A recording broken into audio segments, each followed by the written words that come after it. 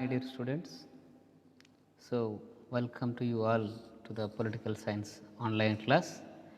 So in our last class, we have completed our first unit first, and in unit second, what is political? So the unit 2 is titled as what is political. So here in what is political chapter, we will learn about the theories of origin of state, how state has originated. So in last class we have discussed about the introductory part of what is political. Like what political? Political is nothing but which refers to the public, which deals about the public, which deals about the government, which deals about the state. These are the things. But to discuss about the public. So how public is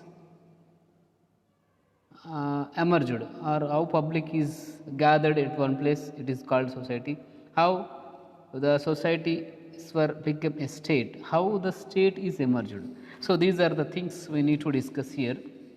So in introductory part we have discussed in our last class that uh, how the state is a central theme of the traditional political science. So and also we discussed about the uh, theories of origin of state. So there are different theories. So like divine origin theory, historical evolution theory, social contract theory, matriarchal theory and patriarchal theory, and also force theory. So out of these theories, the social contract theory, which is explained by Hobbes, Locke and Rousseau, this is most important concept, and somewhat important about the divine origin theory. So here uh, we can say divine origin theory, samajika odambadika siddhantam is social contract theory. So divine origin theory is the daiva dattadhikara siddhantam. So you might be have an idea about these theories in your intermediate level, but here these two theories are very important. So so let us discuss in detail about the divine origin theory. So if we go to a divine origin theory, so this is one of the oldest theory. So this theory explains or kind by or explained by the ancient philosophers, and some of the modern philosophers are also explained about the ancient situations, how the state is emerged on the earth. So it is a matter of faith.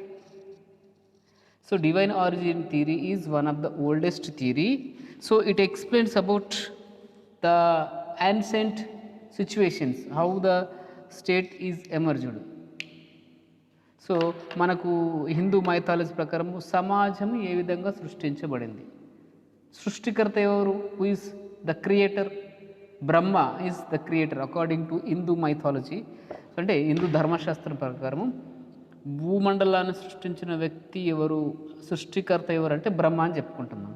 So అదేవిధంగా ఇక్కడ the state అంటే రాజ్యం, ఇక్కడ రాజ్యాన్ని సృష్టించిన వారు ఎవరు, who is the creator of a state.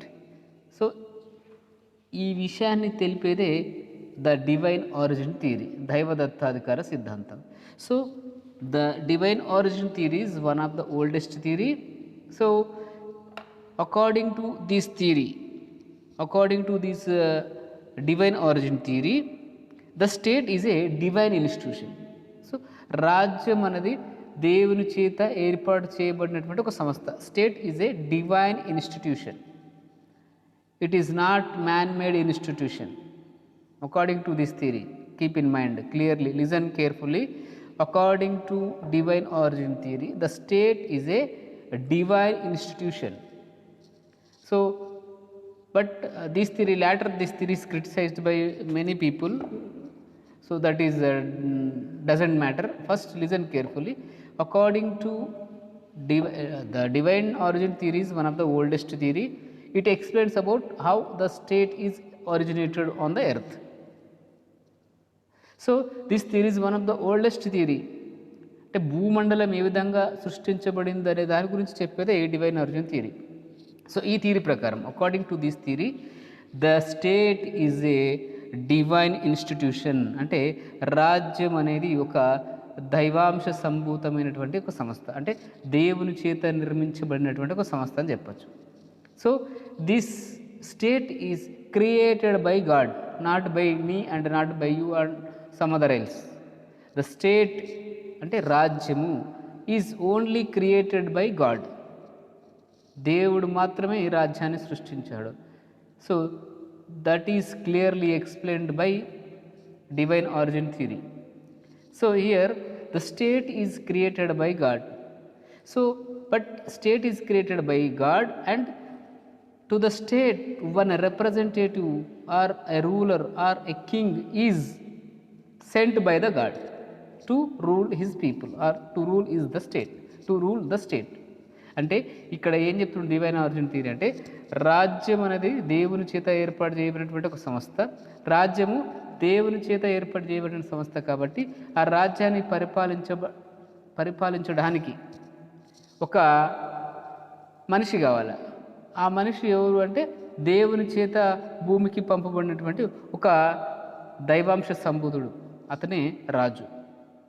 So the king was sent by the god to rule his people. అంటే తన ప్రజలను కాపాడడానికి, పరిపాలించడానికి దేవుడు తన ప్రతినిధిని ఈ భూమి మీదకి పంపించాడు, ఈ స్టేట్కి పంపించాడు రూల్ చేయడానికి. సో ఈ విషయాన్ని చెప్పేదే దైవ దత్తాధికార సిద్ధాంతం. మనకు టైటిల్లోనే ఉంది, దైవ దత్తాధికారం. దైవం అంటే ఎవరు? దేవుడు. దత్తం అంటే ఏంది? ఇవ్వడం. సో దేవుని చేత ఇవ్వబడినటువంటి ఈ యొక్క థియరీనే డివైన్ ఆరిజిన్ థియరీ. సో దేవుని చేత సృష్టించబడినటువంటి థియరీ అని అర్థం. సో ఇక్కడ the king is the representative of god. అంటే ఈ యొక్క కింగ్ ఎవరైతే ఉన్నారో, ఇప్పుడు ఉన్నటువంటి డెమోక్రసీలో మన యొక్క రూలర్ని మనం ఎన్నుకుంటున్నాం ఓట్లేసి. But according to this theory, దేవుని చేత భూమి మీదకి పంపబడినటువంటి వాడే ఈ యొక్క స్టేట్ని రూల్ చేసేవాడు. సో అప్పట్లో యాన్సెంట్ డేస్లో కనుక చూసినటువంటి వాళ్ళలో ఎవరంటే, ఇలాంటి రాజు ఎవరంటే కుబేరుడు, ఇంద్రుడు, అగ్ని, వాయు, సూర్య, చంద్ర, వీళ్ళందరూ రాజులు ఆయా రాజ్యాలను ఏలడానికి భూమండలానికి పంపబడినటువంటి వ్యక్తులు అని చెప్పబడడం జరిగింది. సో అందుకనే మనకి హిందూ మైథాలజీలో 3 దేవతలు ఉంటారని చెప్పారు కదా. ఆ 3 దేవతలు ఎవరంటే ఇట్లాంటి రూలర్సే హిందూ మైథాలజీ ప్రకారం. సో వాళ్ళల్లో అనేక మంది దేవతలు ఉన్నప్పటికీ మనకు చెప్పుకోదగ్గంటి వాళ్ళు ఇంద్రుడు, కుబేరుడు, కుమారస్వామి, తర్వాత సూర్యుడు, చంద్రుడు, అగ్ని, వరుణుడు, వాయువు, వీళ్ళందరూ కూడా they are considered as a gods or the representative of gods. అంటే దేవుని ప్రతినిధులుగా చెప్పడం జరిగింది. సో మరి వీళ్ళు ఎవరికి responsible? They rule the people, they obedient to the god. So దేవుని ప్రతినిధులు కాబట్టి వాళ్ళు దేవునికి మాత్రమే తల వంచుతారు, ఈ ప్రజలకు తల వంచరు. ప్రజలు ఎలాంటి యాక్టివిటీ చేసినా ఆయనను తీసివేయలేరు, అది అనమాట. సో ఇప్పుడు డెమోక్రసీ ఉందనుకో, డెమోక్రసీలో ఓట్లు వేసి ఈసారి బాగా చేయకపోతే నెక్స్ట్ సారి we can defeat him by through our vote. But in divine origin theory, the king is representative of god, దేవుని ప్రతినిధి. రాజు అంటుడు దేవుని ప్రతినిధి. రాజును మనం శిక్షించడానికి అర్హులం కాదు. So the obedient to the king not only a political, it is also religious. అంటే రాజును గౌరవించాలి అనేది అది ఒక రాజకీయ సంబంధమైనటువంటి అంశమే కాదు, అది మత సంబంధమైనటువంటి అంశంగా కూడా కన్సిడర్ చేయబడింది. So the obedient to the king not only the political matter, it is also a matter of religion. అంటే రాజును గౌరవించాలి. ఆ రాజును గౌరవించకపోతే దేవుని గౌరవించినట్టే. So disobey the king is equals to disobey the god. Because the king is representative of god. అంటే దేవుడు మనకు ప్రత్యక్షంగా కనిపించట్లేదు. ఆ ప్రత్యక్షంగా కనిపించట్లేదు కాబట్టి అతని యొక్క ప్రతినిధిని ఈ భూమి మీదకి పంపించాడు. సో అతన్ని మనము గౌరవించాలి, పూజించాలి, మాటలు వినాలి. ఒకవేళ అతన్ని గౌరవించకపోయినా, పూజించకపోయినా, అతని మాటను తృణీకరించిన దేవుని మాటను తృణీకరించినట్టే లెక్కగా కన్సిడర్ చేయబడింది. So that is why the obedient to the king is not only the religious matter, it is also it is not a political matter, it is also a religious matter. The king must and should obeyed by the people. So if someone disobey the king, it is considered as a disobeying the God. అంటే ఎవరైతే ఆ రాజును గౌరవించారో, ఆ మాట లెక్క చేయరో, వాళ్ళు దేవుని మాటను కూడా తృణీకరించిన వాళ్ళుగా కన్సిడర్ చేయబడతారు. సో దానికి పాపంగా పరిగణించబడుతుంది. మరి పాపానికి రిజల్ట్ ఏంది? ఫలితము శిక్ష. కాబట్టి శిక్షించబడేవాళ్ళు అనమాట. సో అందుకని డివైన్ ఆరిజిన్ థియరీలో ఎవరయ్యా రాజు అంటే ఎవరు? దేవుడు పంపినటువంటి రాజు, అతనే superior person. So is the superior authority. So then the king words ఏవైతే ఉంటాయో, the king words are laws. అంటే ఈ రోజుల్లో చట్టాలు ఉన్నాయి మనకు, ఈ విధంగా పరిపాలించుకోవాలి, ఈ విధంగా పరిపాలించుకోవాలి, what is good, what is bad అని. In a modern times each and every country as a constitution to rule his people. But in those days ఆ యొక్క రాజు ఎవరైతున్నాడో ఆ రాజు నోటి ద్వారా వచ్చే మాటలే శాసనాలుగా కన్సిడర్ చేయబడ్డాయి. So the king's words are considered as laws. అట్లా రాజు మాటలుగా కన్సిడర్ చేయబడ్డాయి. సో ఇఫ్ సమ్వన్ డినైడ్, ఎవరైనా ఆ యొక్క రాజు మాటలను తృణీకరించినట్లయితే, if someone is denies the laws or words of the king, it is considered as a sin. So అందుకనే so these divine origin theory is explain in all religious scripts. అంటే ఈ యొక్క దైవదత్తాధికార సిద్ధాంతం అనేది ఉండే, అది ఆ విధంగా వచ్చిందని చెప్పేసి అనేక మత సంబంధమైనటువంటి పుస్తకాలు కూడా చెప్పడం జరిగింది. Like the Hindus as Mahabharata, Christians as Bible, Islam as a Quran. So ఈ విధంగా మత సంబంధమైనటువంటి పుస్తకాలలో కూడా ఇది రాయబడినటువంటి అంశం. సో డివైన్ ఆరిజిన్ థియరీ ఉండే, ఆ divine origin theory is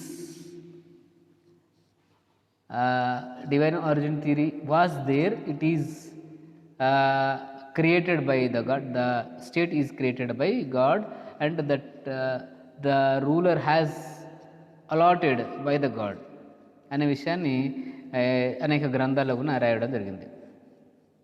so for example చూసుకుంటే ఇప్పుడు మహాభారతంలో శాంతి పర్వతంలో భీష్మ చెప్తుంటాడనమాట.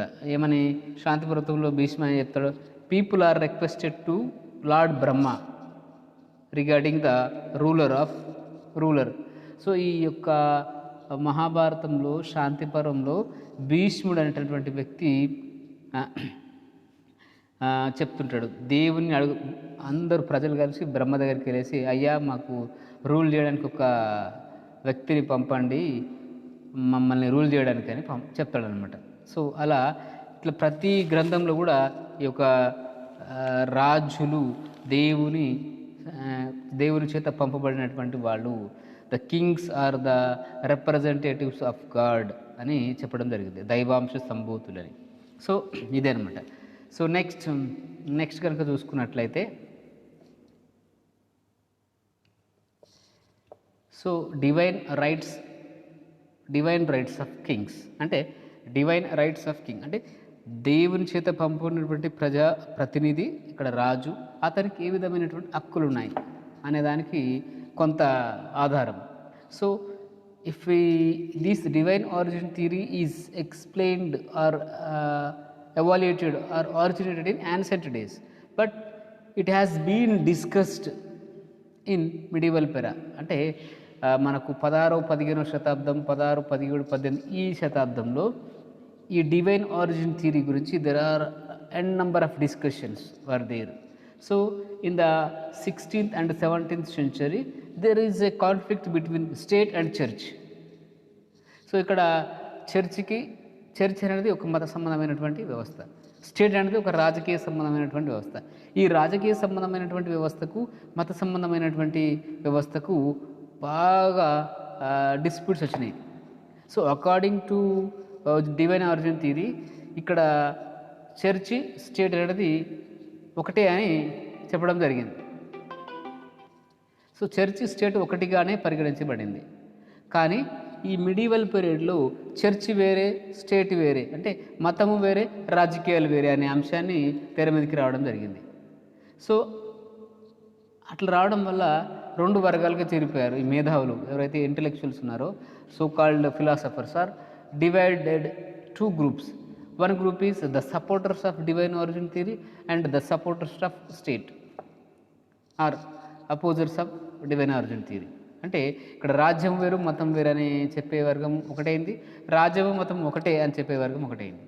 సో అందులో by the views of supporters ఎవరైతే ఈ డివైన్ ఆరిజిన్ థియరీని అంటే దైవదత్తాధికార సిద్ధాంతాన్ని సపోర్ట్ చేశారో, సో వాళ్ళ ప్రకారం the God delegated authority to the king, అంటే దేవుడు మాత్రమే అధికారాన్ని రాజుకి ఇచ్చాడు, నువ్వు ఇచ్చింది నేను ఇచ్చింది కాదు, దేవుడు మాత్రమే అధికారాన్ని రాజుకు ఇచ్చాడు అని ఈ యొక్క డివైన్ ఆరిజిన్ థియరీ చెప్పడం జరిగింది.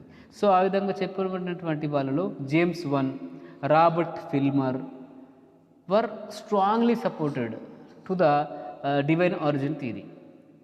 సో వాళ్ళు వాళ్ళ రచనల ద్వారా చాలా క్లియర్గా చెప్పారు, నో నో నో ఈ రాజ్యం నువ్వు నేను తయారు చేసింది కాదు, ఇది దేవుడు తయారు చేసిందే.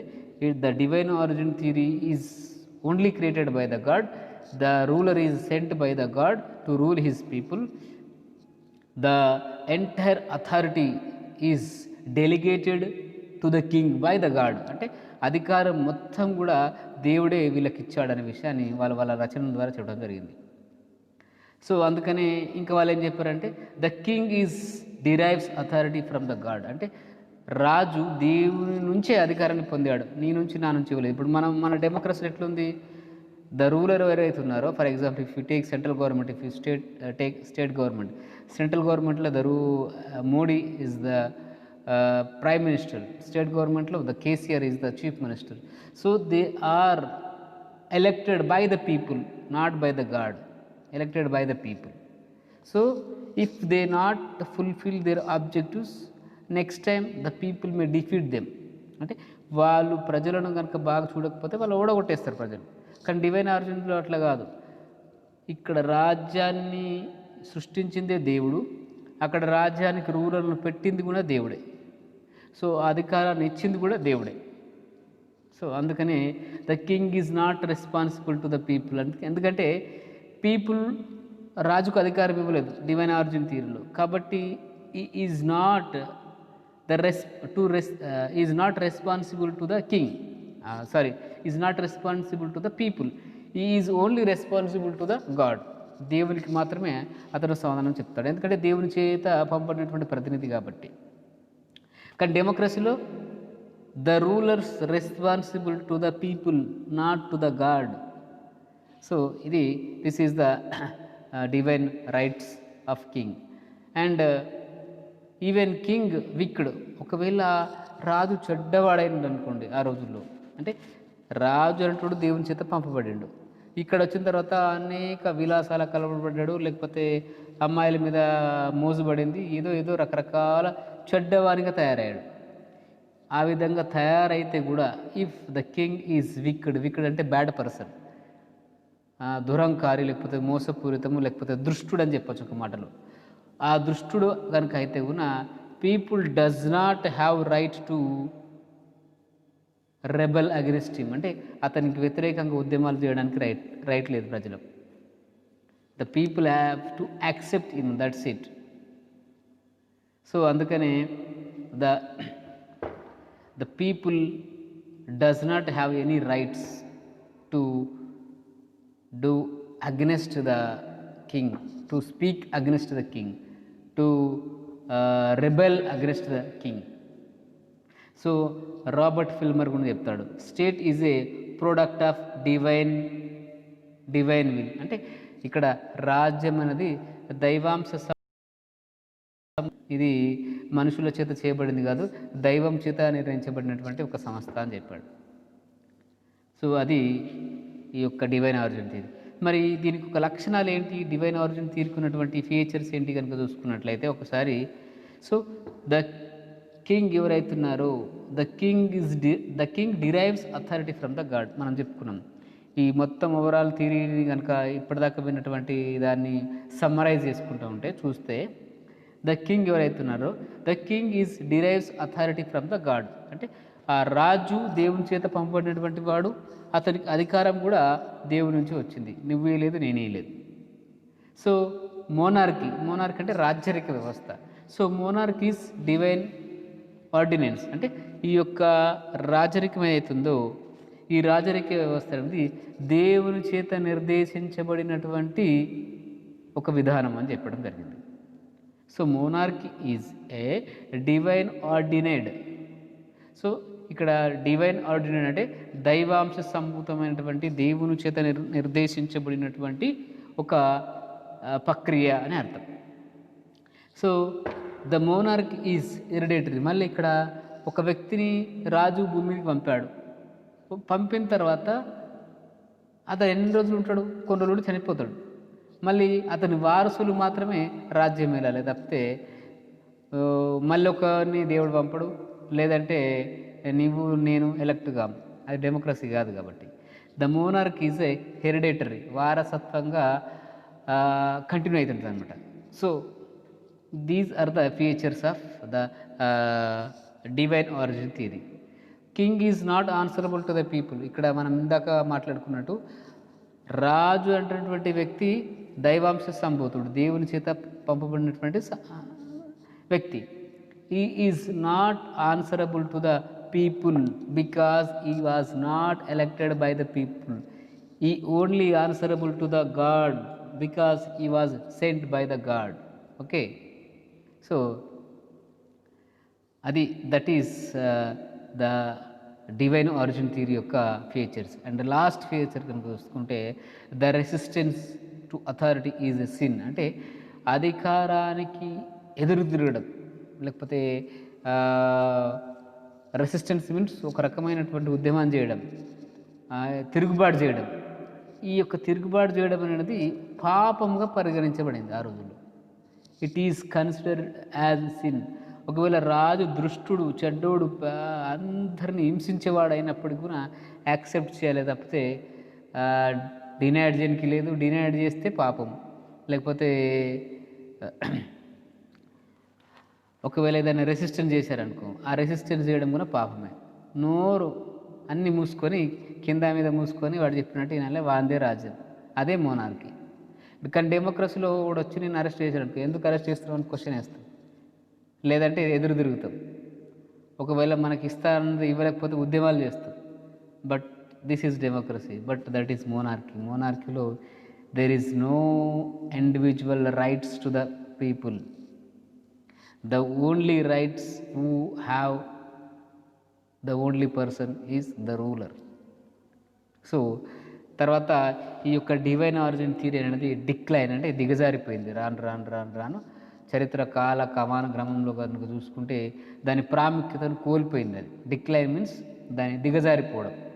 సో ఏ విధంగా దిగజారిపోయింది అనేది చూసుకుందాం.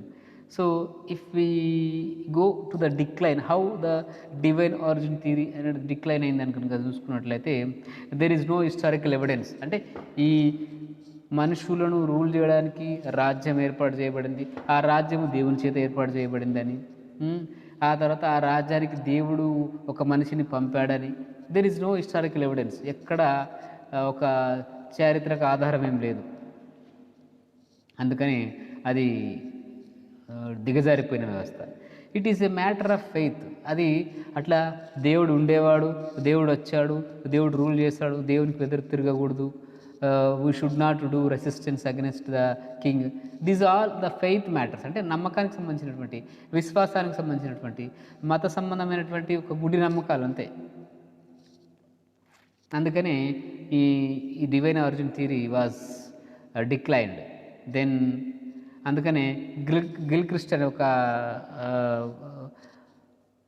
ఆథర్, లేకపోతే we can say a political philosopher said 3 reasons to decline the divine origin theory. అంటే దైవదత్తాధికార సిద్ధాంతము తన యొక్క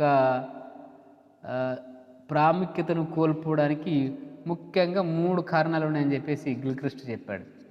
సో ఏంటిది అవి? The rise of social contract theory, అంటే సామాజిక ఉడంబడిక సిద్ధాంతం అనేది తర్వాత వచ్చినటువంటి సిద్ధాంతం. అంటే రాజ్యం ఏ విధంగా ఆవిర్భవించిందంటే సామాజిక ఉడంబడిక ద్వారా రాజ్యం ఆవిర్భవించింది అని